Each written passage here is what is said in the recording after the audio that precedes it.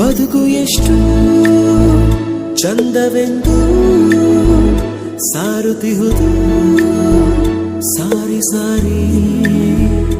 ನೀವು ನೀವು ಅಂತ ಶುರುವಾಯ್ತು ಮೊದಲು ಲೋಲೋ ಅಂತ ಈಗ ಬದಲು ನಮ್ಮ ನಡುವೆ ಎಲ್ಲ ಕೊಂಚ ಸಂಕೋಚವು ಕೈಯ ಹಿಡಿದು ಹೆಜ್ಜೆ ಬೆಸೆದು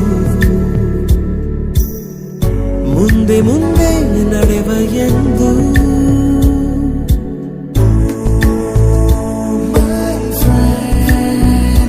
ಕಣ್ಣ ಕಂಬನಿಯ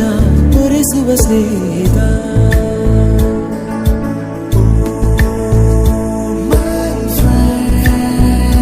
ನಮ್ಮ ಸ್ನೇಹವಿದು